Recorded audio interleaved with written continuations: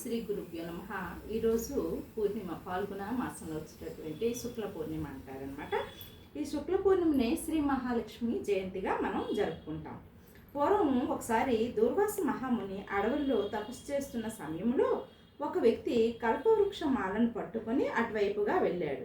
దాన్ని యోగ దృష్టితో గమనించిన దూర్వాసుడు ఆ వ్యక్తిని అడిగి ఆ మాలను తీసుకున్నాడనమాట. కొంతకాలానికి దూర్వాసుడు ఒకసారి స్వర్గలోకానికి వెళ్ళాడు. కల్పవృక్షమాలను దూర్వాస మహాముని ఇంద్రుడికి బహుమతిగా ఇచ్చాడనమాట. అప్పుడు ఇంద్రుడు ఏం చేశాడు, ఆ మాలను తన వద్ద ఉన్నటువంటి ఐరావతం, అంటే ఇంద్రుడి దగ్గర తెల్ల ఏనుగు ఉంటుంది కదా, ఐరావతం అంటాం, ఆ ఐరావతం మెడలో వేసేసాడనమాట. ఆ మాలను ఆ ఐరావతం కాలుతో తొక్కి ముక్కలుగా చేసిందనమాట. అప్పుడు అది గమనించినటువంటి దూర్వాస మహాముని కోపంతో ఇంద్రుడికి శపిస్తాడనమాట. నీవు పదవి విచ్యుతు, అంటే పదవి పోతుంది, నీ ఐశ్వర్యం పోతుంది, నువ్వు నేను ఇచ్చిన మాలని నిర్లక్ష్యం చేసావు కదా అని. కొంతకాలం అయిన తర్వాత ఇంద్రుడు పదవి పోయింది, రాక్షసులు ఆక్రమించుకొని తన్ని పదవి తీసుకున్నారు, అలాగే ఐశ్వర్యం కూడా పోయింది అనమాట. అప్పుడు ఇంద్రుడు విష్ణు దగ్గరికి వెళ్తాడనమాట. విష్ణు దగ్గరికి వెళ్ళేటప్పుడు విష్ణువు ఏమంటాడు, వీళ్ళందరినీ శక్తిని మనం గ్రహించాలి, దేవతలకి శక్తి ఉంటే రాక్షసులతో పోరాడగలం అని అంటాడనమాట. అప్పుడు రాక్షసులు పోరాడాలి అంటే మన దేవతలకి శక్తి కావాలంటే ఏం చేయాలి, క్షీరసముద్రం అంటే క్షీరసాగరాన్ని మదించాలి, అందులో అమృతం వస్తుంది కదా, అమృతాన్ని మనం తీసుకుంటే రాక్షసులపై విజయాన్ని మనం సాధించగలం అని అంటారనమాట. అప్పుడు ఏం చేస్తారు, క్షీరసాగరాన్ని మదించాలంటే ఒక్క దేవతల వల్లే కాదు కదా, రాక్షసులకు సహాయం కూడా కావాలి. కాబట్టి రెండు, అంటే ఇటు దేవతలు రాక్షసులు కలిపి క్షీరసాగర మదనాన్ని ఆరంభిస్తారనమాట. వాసుకి అంటే తాడు వాసుకి అనమాట. వాసుకి అనేది ఒక పాము.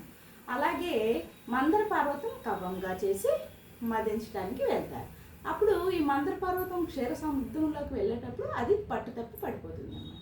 అప్పుడు శ్రీ మహావిష్ణువు మన అంటే అవతారం ఎత్తి, తాబేలు అవతారం ఎత్తి ఆయన కిందన ఉండి ఆ పైన, అంటే డొప్ప, మన తాబేలు డొప్ప చాలా గట్టిగా ఉంటుంది కదా, అక్కడ ఉంటాడు. కూర్మావతారం ఉండి ఆ కూర్మావతారం కింద నుండి ఆయన ఈ మందర పర్వతాన్ని తన వీపు మీద పెట్టి తర్వాత ఈ క్షీరసాగర మదనాన్ని చేస్తారనమాట.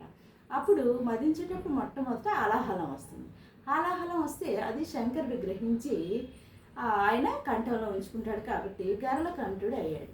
తర్వాత క్షీరసాగర మదనంలో శివుడిని సేకరించారు. తర్వాత సురభి అనే గోవు వస్తుంది, అది కూడా మునీశ్వరులు తీసుకుంటారనమాట. తర్వాత ఉచ్చైశ్రవం అనే తెల్లని అశ్వము వచ్చింది, బలిచక్రవర్తి స్వీకరించాడు. అనంతరం కల్పవృక్షము కామధేనువు జనించగా ఇంద్రుడు స్వీకరించాడు.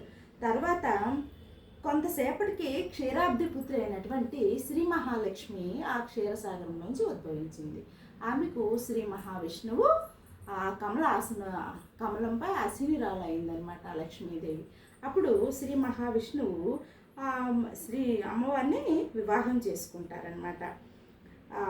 ఏనుగును తొండములెత్తి కలశాలతో అభిషేకం చేస్తాయి. సముద్రుడు పట్టు వస్త్రాలు సమర్పిస్తాడు. వరుణుడు వైజయంతి మాలను, విశ్వకర్మ కేయూరాధలను, సరస్వతీదేవి తారకహారము అందించగా, సృష్టికర్త అయిన బ్రహ్మదేవుడు పద్మం అందించగా ఆమె పద్మంపై ఆసీనురాలైంది. అక్కడ శ్రీ మహావిష్ణువు వచ్చి ఆమెకు వివాహం చేసుకుంటారనమాట.